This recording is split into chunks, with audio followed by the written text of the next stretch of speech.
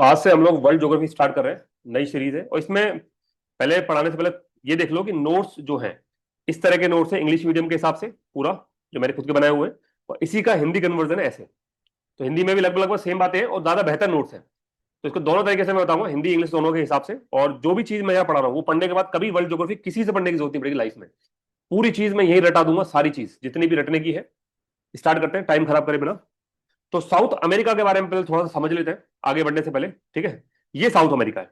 अब ये करना कैसे, तो मैं थोड़ा सा पहले मैं यहां बताता हूं, फिर अलग से अपन बना के भी ड्रॉ करके देख लेंगे। देखो ये साउथ अमेरिका के मैप में ध्यान से देखो, ये कुछ ऐसे पान के पत्ते की जैसे शेप नजर आ रही है हल्की से। तो पहले तो तुम ये बना लो, साउथ अमेरिका बनाना आना चाहिए। वो बनाने के बाद मैं जो बोला हूं लाइनें गिनो। कितनी लाइनें, देखो 1 2 3 4 5, ठीक है। उसके बाद 5 के बाद जो छठी लाइन होगी वो थोड़ी तिरछी बनेगी, छठी। फिर 7th लाइन आ गई यहाँ पे, और ये लास्ट में ये कट हो रहा है। मतलब कहने का सेंस क्या है, अगर मैं इसको बना के दिखाऊं आपको तो ये कुछ ऐसा बनेगा। इसको बना के देख दो कि पान के पत्ते का शेप बना लो, ठीक है। लगभग पान के पत्ते जैसे ही ये बना लिया। इसमें यहां से एक छोटा सा चिली मिर्ची की तरह एक पतला सा बना दो, चिली हो गया। ये बना लिया। उसके बाद में इसको इस सारे कहीं से मतलब सेंटर से लेकर यहां तक मिला दो, मिला दिया। ये काम तुम पहले कर लो। ये देखो मैंने कैसे किया कि ये पूरा पान का पत्ता बना दिया, ठीक है। इसमें छोटा सा यहां से लेके यहां तक चिली बना दिया, ये काम हो गया। और इसको यहां से मिला दिया। अब ये करने के बाद ऊपर लाइनें कितनी हैं ये ध्यान रखना है। एक, यहां जब हमने जहां से स्टार्ट किया वहां से, ठीक है, एक लाइन, 2 लाइन, 3 4, तो 5 हमको ऐसे लाइन खींचनी है। छठी लाइन इस तरह करनी है, करके देखते हैं उसी मैप के अंदर। तो यहां बनाया 1 2 3 4 5 लाइन ऐसे खींच दो और छठी लाइन ऐसे खींच दो, ठीक है। 5 लाइन फिर छठी लाइन। उसके बाद आगे देखो नीचे एज इट इज है पूरा कंप्लीट। 6 के बाद ये अपना बना, ये तो अपना बना ही दिया। देखो ये तो चीजें मैंने बना ही रखा पूरा तुम्हारे सामने, ये तो बनी रखा पूरा। तो आगे का कहानी पूरी हो रखी है, बस हो गया काम खत्म। ये मैप है रफली याद करने के लिए। इससे फायदा क्या होगा, अगर आपने ये बना लिया आपको सारी कंट्री याद हो जाएंगी। जैसे नंबर 1 कौन सी है, पहला जो देश है यहां से वो है फ्रेंच गुएना। अच्छा गुएना और फ्रेंच गुएना थोड़ा सा अलग है। फ्रेंच गुएना पहले आएगा। फ्रेंच गुएना क्यों, क्योंकि फ्रांस की टेरिटरी है, ठीक है। तो फ्रेंच गुएना, उसके बाद में सुरीनेम, मतलब है भले ये साउथ अमेरिका, बट ये जो रीजन है ये फ्रांस के अंडर में आता है। तो फ्रेंच गुएना, सुरीनेम, उसके बाद में गुएना, ठीक है, 3 हो गए। फिर वेनेजुएला, ये थोड़ा बड़ा है, यहाँ पेट्रोलियम मिलता है काफी ज्यादा। और अभी आपने देखा होगा अमेरिका ने जो निकोलस मदुरो है जो वेनेजुएला का प्रेसिडेंट है उसको उठा के ले गए थे, ये वही देश है। इसके बाद पेट्रोलियम रिजर्व बहुत है, अमेरिका को चाहिए था, उसने यहाँ अटैक किया था, तो ये न्यूज में रहता है। बगल में क्या है, कोलंबिया, ठीक है। उसके बाद ये क्योंकि यहां से इक्वेटर पास हो रहा है तो इक्वेटर, इक्वेटर, इक्वेटर, ठीक है। पेरू, ये पेरू जैसी शेप है इसकी, पेरू। नीचे ये चिली है। ये जो छोरा बीच में रखा है ये बोलीविया, ये पैरागुए, ये उरुग्वे। अब हमने बोलीविया पैरागुए उरुग्वे तो बना नहीं, इनको भी बना के देते हैं कि बोलीविया पैरागुए उरुग्वे कैसे बनेंगे।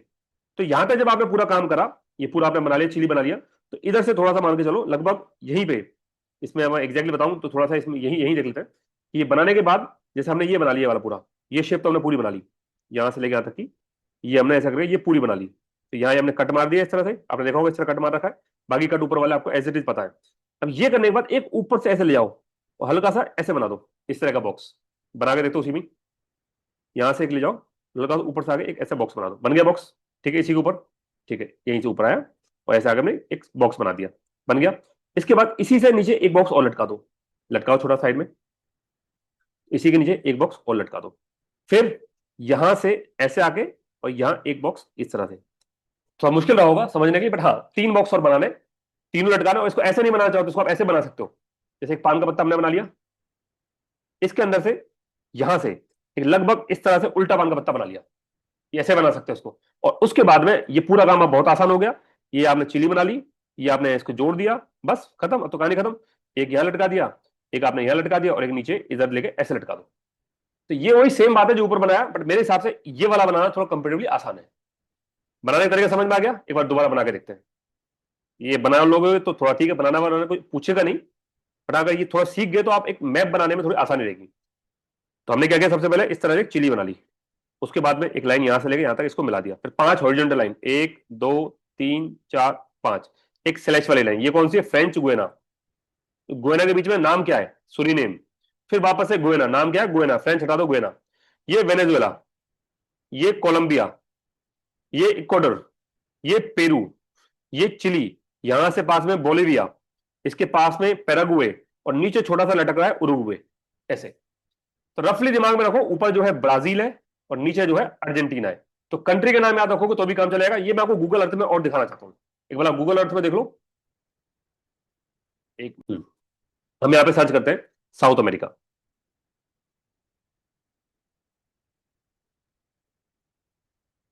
ठीक है, ये आप साउथ अमेरिका पूरा कॉन्टिनेंट आपके सामने आ जाएगा। ठीक है, ये खुद भी गूगल अर्थ डाउनलोड कर सकते हो, आप देख सकते हो। देखो ये साउथ अमेरिका पूरा, आप इसको ध्यान से देखो, ये तुम्हें पूरी देश दिखेंगे। ऊपर आओ, स्टार्टिंग में फ्रेंच गुयाना, ठीक है, इसके बाद में सुरीनेम, इसके बगल में गुयाना, इसके पास में वेनेजुएला, नीचे आओगे तो कोलंबिया, इधर आओगे इक्वाडोर, इधर आएंगे तो पेरू, पेरू के नीचे आएंगे तो ये लंबा सा है चिली, ये साइड में लिखा होगा चिली, ये ऊपर नाम दे रखा होगा, ये चिली, देखो ये रहा चिली, ये आ गया चिली, सफेद सा दिख रहा है। इधर के इसके बगल में अर्जेंटीना, ऊपर गए तो देखो बोलीविया, उसके नीचे पैराग्वे, और नीचे क्या लटक रहा है उरुग्वे। ये बीच वाला क्या है, ब्राजील, ये बड़ा सा दिख रहा है, ये पूरा आपका ब्राजील है। तो ये आपका हो गया। इसमें एक चीज और देखो, जब मैं आपको मैप दिखाने लगा तो एक चीज दिखाता हूँ, ये जो व्हाइट व्हाइट कलर की पट्टी दिख रही है आपको, ये एडीज माउंटेन है, एडीज माउंटेन। अब ध्यान से जो सफेद सफेद कलर के पूरे पूरा हरा हरा दिख रहा है, हरे के बीच में आपको सफेद सफेद नजर आ रहा होगा, ये एडीज माउंटेन है। इस माउंटेन को नोटिस करो, नीचे से स्टार्ट हो रही है और काफी हद तक ऊपर वेनेजुएला तक जा रही है, अंदर तक जा रही है। और सबसे चौड़ी कहां पर है, ये इस जगह पे बोलीविया जहां पर है। तो बोलीविया वहां वहां सबसे चौड़ी है, बाकी सब जगह थोड़ा थोड़ा पतली है। आइए जरा हम पहले एडीज माउंटेन, ये तो वो कंट्री समझ लो, कंट्री समझ में आ जाए तो बहुत अच्छी बात है, नहीं आए तो कोई इशू नहीं है। एडीज माउंटेन से स्टार्ट करते हैं। एंडीज माउंटेन बोलते हैं, और हिंदी में इसको बोलते हैं एंडीज माउंटेन, एंडीज माउंटेन बोलते हैं। ठीक है, तो ये इस तरह से यहां से स्टार्ट हो रही है, ये रहा पूरा, ये यहां से, ये मैंने पूरा एडीज माउंटेन ही बना रखी है। ये आपका पूरा कंप्लीट जा रही है। कोलंबिया में आगे इसके तीन हिस्से होते हैं, मतलब तीन अलग अलग जो है इसके पर्वत निकल जाते हैं, तीन अलग अलग, और फिर लास्ट में वेनेजुएला तक जाती है। ठीक है, यहां तक की बात ठीक है। इसी में पहले मैं थोड़ा बता दूं, फिर आपको और समझने में आसानी रहेगी। जब ये यहां से स्टार्ट हो रही है, तो इस रीजन में, क्योंकि इस रीजन में थोड़ा सा वोल्केनिक, मतलब अपन क्या बोलते हैं उसको, वोल्केनिक को ज्वालामुखी, ज्वालामुखी बहुत ज्यादा सक्रिय रहते हैं। तो ज्वालामुखी को थोड़ा इंपैक्ट यहां पे आता है, उसके पीछे की बहुत सारी थ्योरी है, वो पढ़ने की जरूरत नहीं है। बट इतना ध्यान रखना कि ये चिली, और ये अर्जेंटीना, और ये इनकी बॉर्डर है। तो चिली और अर्जेंटीना की बॉर्डर पे दो चीज है, एक है ओजस डेल सलाडो, और एक है एकोनकागुआ, सब याद करवा दूंगा, एकोनकागुआ। ठीक है, ओजस डेल सलाडो, एकोनकागुआ। एकोनकागुआ जो है वो एक्सटिंक्ट है। एक्सटिंक्ट का मतलब है पहले कभी ये जो था, अभी सुसुप्त है, इसको हिंदी बोलो सुसुप्त, मतलब ये ज्वालामुखी जरूर है, बट अब ये ठंडा हो चुका, अब इसमें कोई आग वाग नहीं निकलती। बट ये जो ओजस डेल सलाडो है, ये अभी भी तेज है, अभी भी जल रहा है, ये ज्वलनशील है। ठीक है, ये सक्रिय ज्वालामुखी है। ये दो बात होगी चिली और अर्जेंटीना की बॉर्डर पे। फिर हम आगे बढ़े, ये बोलिविया में भी थोड़ा ज्यादा, बट बोलिविया में इसकी चौड़ाई सबसे ज्यादा है, मतलब काफी बड़ा है बोलिविया में एडीज माउंटेन। यहाँ था, ठीक है। इसके आगे बढ़ो, आगे चलेंगे तो पेरू में आएगा। पेरू जो खाओ, पेरू फल खाया है, पेरू करके फल होता है, उसको जब हम खाते हैं तो बहुत मीठा होता है, तो मिष्टी, मिष्टी दोई। तो पेरू में फल मीठा होता है, तो मिष्टी। और जैसे ही कोई बंदा मिष्टी दोही खाता है, वो वैसे एक्टिव हो जाता है।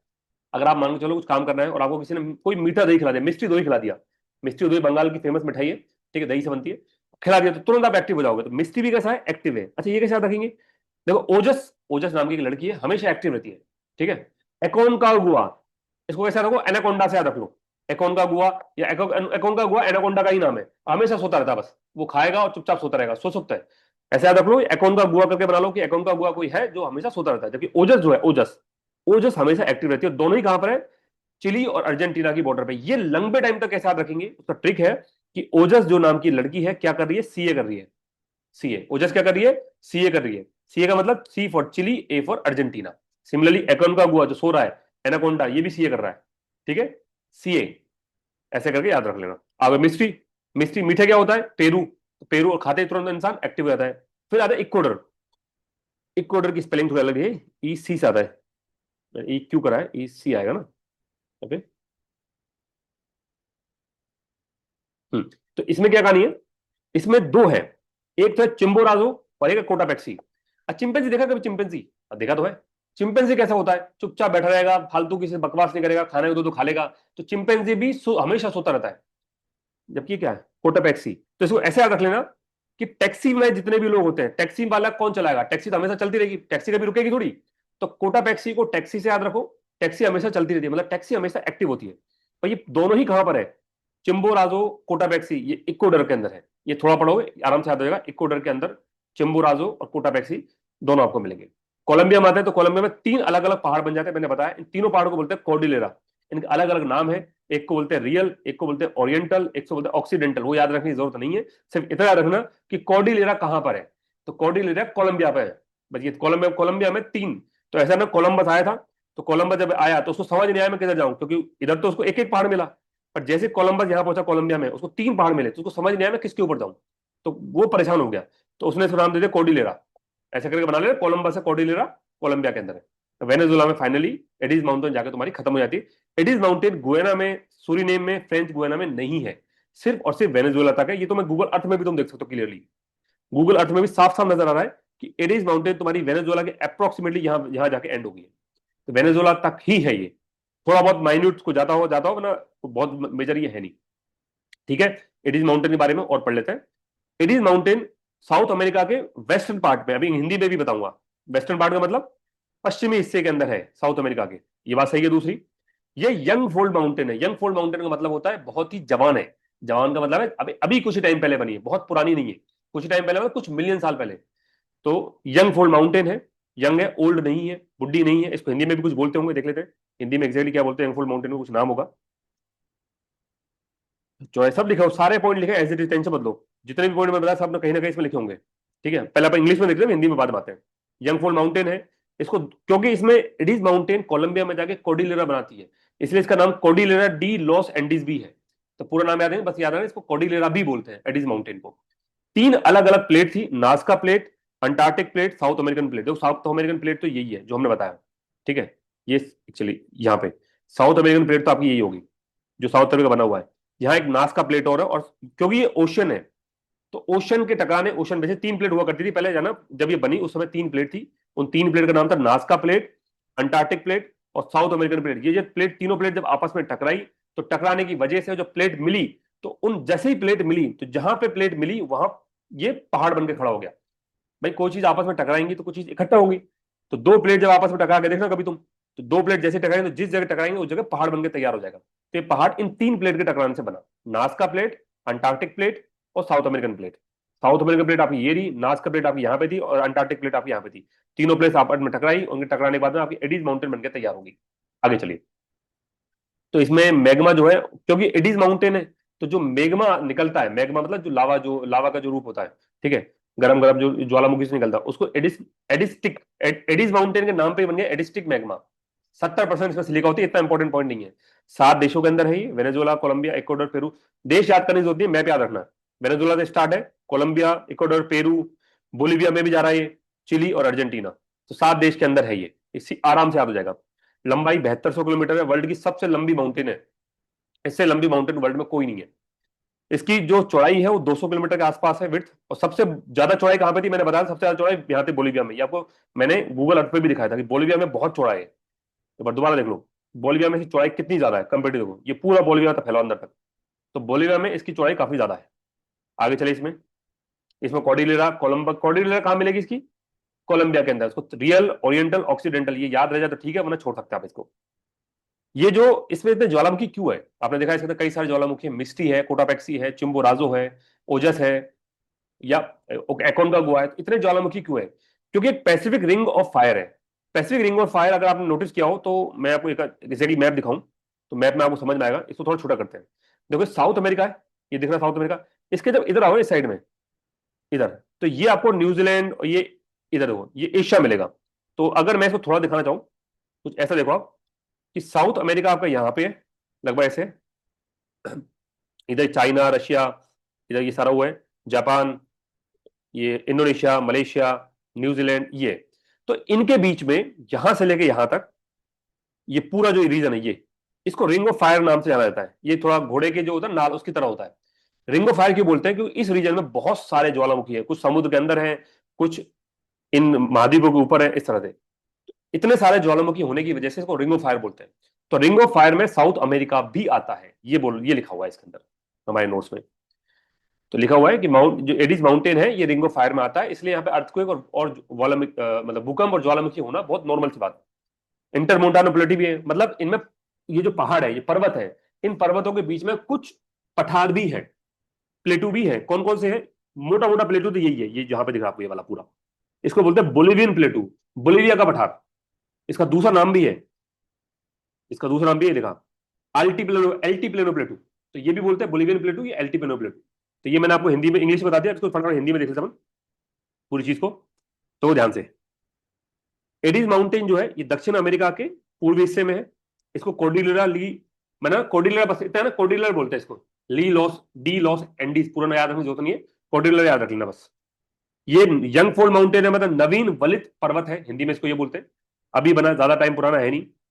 ठीक है, तीन अलग अलग प्लेटों से मिलकर बना हुआ है, मैंने बात तीन प्लेट टकराई, नास्का प्लेट, अंटार्कटिक प्लेट, दक्षिण अमेरिकन, साउथ अमेरिकन प्लेट, जिसमें 70% सिलिका है, इसके अंदर जो एडिस्मेटिक मैग्मा है, जो अंदर नीचे लावा भरा हुआ है, मैग्मा भरा हुआ है, मैग्मा अंदर होता है, जैसे भारत है उसको लावा बोलते हैं, तो जो लावा इसके अंदर है, जो मैग्मा इसके अंदर है, उसके अंदर 70% सिलिका होती है। आगे देखो, इसकी टोटल लंबाई 7200 किलोमीटर है, ठीक है, इसकी चौड़ाई 200 किलोमीटर है, सबसे ज्यादा चौड़ाई बोलिविया के अंदर है, ये 6-7 देशों के अंदर है, Argentina, Chile, Bolivia, Peru, Ecuador, Colombia, Venezuela, पूरा लिखा हुआ है इसके अंदर। आगे देखो, इस पर्वत श्रृंखला के उत्तरी भाग में तीन श्रृंखलाएं कॉर्डिलर मिलती है, अपने देखा था, इसको रियल बोलते हैं, ओरिएंटल बोलते हैं और ऑक्सीडेंटल बोलते हैं, ये कोलंबिया के अंदर है, इंपॉर्टेंट बात ये थी। आगे देखो, ये जो है प्रशांत महासागर के रिंग ऑफ फायर का भी हिस्सा है, जो मैंने आपको बता दिया, इसलिए भूकंप और ज्वालामुखी वाली गतिविधियां यहां ज्यादा होती है। इसके अंदर अंतर अंतरा पर्वतीय पठार भी है, जो इंटरमोंटानो प्लेटू भी बोलते हैं, जिसमें बोलिविया का पठार है और एल्टी मिनरल प्लेटू, बेसिकली दोनों एक ही है, ये दोनों जो है ये अलग नहीं है, कई बार अलग लिख देते हैं इसको, दोनों क्या सेम है, एक ही है, ये दोनों सेम ही है, एक ही पठार है, बोलिविया का पठार, उसी को एल्टी प्लेनो भी बोलते हैं।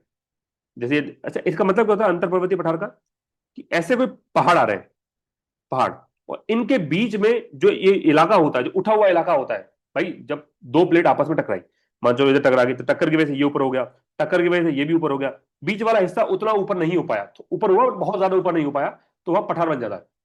ठीक है, तो ये इतना सा हो गया।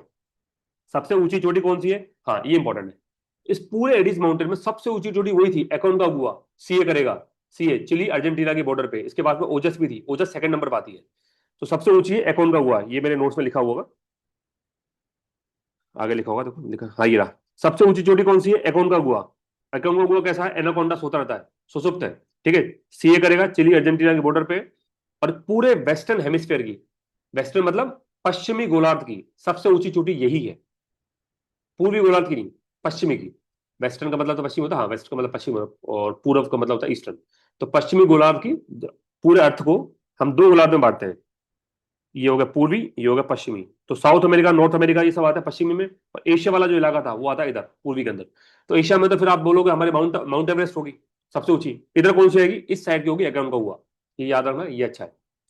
और भी वोल्केनिक पीक है, जैसे ओजस होगी, जो सीए करेगी चिली अर्जेंटीना पे, मिस्टी, मीठा क्या होता है पेरू, हम मीठा खाते एक्टिव हो जाओगे, कोटापेक्सी, टैक्सी कहाँ चलाएंगे, इक्वेडर में चलाएंगे, और चिम्बोराजो ये भी खाओ इक्वेडर में, टैक्सी वाले एक्टिव है, चिम्बोराजो, चिम्बोराजो कैसा है, चिंपैंजी सोता रहता है, ठीक है। चिम्बोराजो के बारे में खास बात है, क्या खास बात है, अर्थ के, अर्थ के सेंटर से सबसे दूर ये है, क्योंकि ये इक्वेटर पे है। जैसा अगर मैं बताऊं आपको, ये अर्थ का इक्वेटर है, इक्वेटर मतलब सेंटर लाइन, यहां इसके ऊपर है बिल्कुल एग्जैक्टली चिम्बोराजो, तो सेंटर से जब हम कैलकुलेशन करने बैठेंगे ना, तो इसकी डिस्टेंस सबसे ऊपर निकल के आती है, ये थोड़ा सा बहुत टेक्निकल टर्म है, कोई बाकी सब में जाओगे तो थोड़ा साइड में तिरछी लाइनें भेजनी पड़ती है, ये आपको समझ में नहीं आएगा, इतना ध्यान रख लो कि अर्थ के सेंटर से सबसे ऊपर ही है, ठीक है, कौन सा, चिम्बोराजो, अगर ऐसा कोई क्वेश्चन आ जाता है तो। धरती के सेंटर का मतलब है मध्य पॉइंट से, मध्य बिंदु से सबसे ऊपर कौन सी, चिम्बोराजो। खूब सारे वेजिटेशन और बायोडाइवर्सिटी है, यहाँ एक फॉरेस्ट होता है जिसको बोलते हैं मोन्टान फॉरेस्ट, मोन्टान फॉरेस्ट या सेलवास बोल दो, तो सेलवास ये है जो इन देशों के अंदर है, French Guiana, Suriname, Guyana, Venezuela, Colombia, Ecuador, Peru, Bolivia, मतलब यहां तक है, ये पूरा ऊपर है, और ब्राजील में काफी ज्यादा, 60% ब्राजील में। रेन फॉरेस्ट का मतलब क्यों बोलते हैं, ये वो जंगल है जहां बारिश आने की वजह से पेड़ पौधे अलग अलग किस्म के पाए जाते हैं, बारिश का इफेक्ट बहुत ज्यादा होता है, तो उसको बोलते हैं सेलवास के जंगल, सेलवास, रेन फॉरेस्ट। अब इसको एक और नाम है, इस पूरे जंगल को लंग ऑफ द वर्ल्ड बोलते हैं, पूरे विश्व के फेफड़े, क्यों, बहुत ज्यादा जंगल होने की वजह से ऑक्सीजन का जो प्रोडक्शन है, ऑक्सीजन जो ये लोग प्रोड्यूस करते हैं, वो पूरे विश्व में सबसे ज्यादा है, इस वजह से, ठीक है। तो ये हो गया सेलवास, ये इसको इसमें जो जंगल पाए जाते हैं उन जंगल को मोन्टान फॉरेस्ट भी बोलते हैं। सेलवास क्या है, सेलवास भी जंगल है सर, बट ये जंगल नहीं है, सेलवास तो रेन फॉरेस्ट है, रेन फॉरेस्ट का मतलब वर्षा से जो जंगल बन रहे वो, और मोन्टान भी एक टाइप का फॉरेस्ट मिलता है इसी के अंदर है, मोन्टान सेलवास ज्यादा अलग है, सेम ही है। तो मोन्टाना फॉरेस्ट और सेलवास ये दोनों ध्यान रखना, दोनों इस साइड में मिलते हैं आपको। इसके अलावा कुछ झील भी है, जैसे लेक टिटिकाका है, अब लेक टिटिकाका कहाँ है ये दिखाता हूं मैं आपको, एक बार ये देख लो फटाफट से, लेक टिटिकाका कहाँ पे है?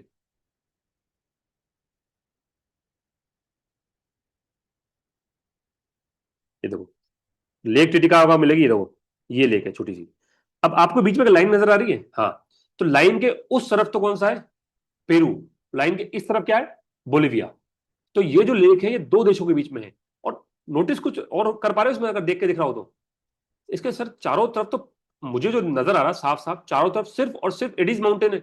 सफेद सफेद दिख रहा है। क्योंकि अगर माउंटेन नहीं होता तो ऐसा, जमीन होती तो हरा नजर आता। मतलब ये जो लेक है ये एडीज पर्वत के ऊपर है। मतलब इसका मतलब बहुत ऊंचाई पे होगी, एडीज माउंटेन तो अपने आप में बहुत ऊंचा है। तो इतने ऊपर लेक है ये डायरेक्ट ऐसे दिखती नहीं है, अब ऐसा हमको ऊंचाई समझ में आएगी नहीं।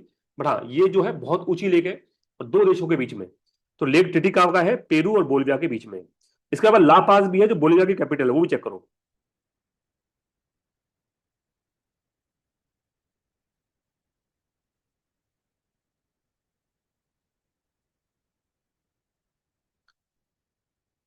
ला पाज ही था, क्या ना, पास था पेज था, ला पेज।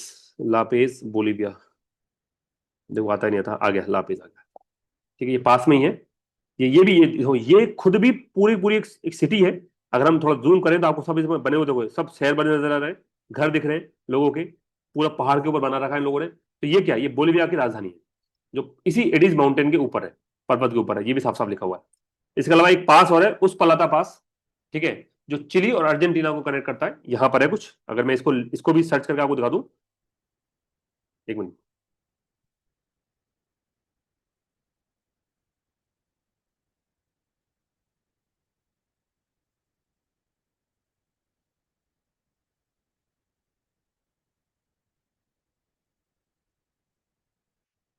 ये इसमें शो नहीं कर रहा ना, कोई बात नहीं। ये उस पल के पास है जो चिली और अर्जेंटीना के बीच में, यहाँ पे है, इधर इस साइड में कहीं। तो एक दर्रा है जो चिली और अर्जेंटीना को जोड़ता है। ठीक है, ये आ गया। ये सारी बातें यहाँ पे लिखी हुई है। इसके अलावा यहाँ पे copper, gold, iron, lithium, manganese, ये सारा मिनरल मिलते हैं। लामा, एल्पलाका, चिंचिला, ये जानवर पाए जाते हैं अलग तरह, थोड़ा भेड़ बकरी टाइप के होते हैं। इनको आप खुद सर्च कर लेना किस तरह के होते हैं। और एक रिवर यहाँ से निकलती है, जो रिवर तो बहुत सारी है, तो जो सबसे बड़ी रिवर अमेजन रिवर। तो अमेजन रिवर लगभग यहाँ से, पेरू के यहाँ से निकलती है और इधर निकल जाती है। तो अमेजन रिवर बहुत बड़ी रिवर है। ठीक है, तो वो आपको यहाँ मिलता है। अमेजन रेन फॉरेस्ट भी यहीं पे ही है, एनाकोंडा वेनाकोंडा वो सब यहीं पाए जाते हैं। ठीक है, तो ये पूरा मैंने आपको बता दिया। इसको मैं आपको उसमें दिखा हिंदी वाले में जो लिखा हुआ है। तो ये पूरा सक्रिय और सुसुप्त ज्वालामुखी की इसने एक टेबल बना दी। जितने भी ज्वालामुखी अपन ने पढ़े, ओजो डेल सेलाडो सक्रिय, मिस्टी सक्रिय, कोटाबैक्सी सक्रिय। तो सुसुप्त कौन से थे? एक तो था चिम्बोराजो, और एक तो एकोन का हुआ, उसने लिखा नहीं है, दो थे। एक तो चिम्बोराजो और सेकंड नंबर एकोन का हुआ। ये दो ऐसे जो सुसुप्त है और तीन ऐसे हैं जो एक्टिव है। इसके अलावा और भी बातें लिखी हुई है सारी। सेलवास के जंगल के बारे में लिखा हुआ है, मोन्टान फॉरेस्ट के बारे में लिखा हुआ है। ठीक है, आगे आओ। तो ये बता रखा है कि यहाँ पे टिटिकाका झील है जो पेरू और बोलिविया के बीच में है। लापाज है जो बोलिविया की राजधानी है, सबसे ऊंची राजधानी है वर्ल्ड विश्व के अंदर। ठीक है, उस पलादा दर्रा है जो अर्जेंटीना और चिली को कनेक्ट करता है। चिली की सेंटियागो और अर्जेंटीना की मेंडोजा सिटी है, दारू वारू के लिए बहुत फेमस है। इनको कनेक्ट किया जाता है। खनिज ये सारे मिलते हैं, जानवर ये सारे मिलते हैं। और उद्गम जो है यहाँ से एक ही नदी निकलती है जिसका नाम है अमेजन। तो ये तो होगा तुम्हारा पहला सेक्शन, जिसमें मैंने एंडीज माउंटेन के बारे में बताया। अब आप सेकंड सेक्शन, जिसमें हम इसमें जो भी नदी झील है वो देखते हैं अच्छे से। उसके लिए पहले मैं मेरे नोट्स में लेके चलता हूँ, क्योंकि मैंने खुद के हाथ से बनाए हुए हैं, तो यहाँ चीजें समझना ज्यादा आसान है। अच्छा, एक और चीज, ये जो पूरा साउथ अमेरिका है उसके इस साइड में मिलता है पैसिफिक ओशन, प्रशांत महासागर। इस साइड में मिलता है अटलांटिक ओशन, अटलांटिक महासागर। ठीक है, ये भी थोड़ा ध्यान रखना, साइड में कौन से मिलती है। प्लेटो के बारे में बाद में बात करेंगे, पहले अपन इसके रिवर और लेक्स देख लेते हैं। सब बना रखे पूरे नोट, टेंशन मतलब, बहुत अच्छे से बनाए हुए हैं और सारी चीजें मैं समझा भी दूंगा। तो पहला सेक्शन तो इसका हो गया कवर, सेकंड सेक्शन में अपन चलते हैं।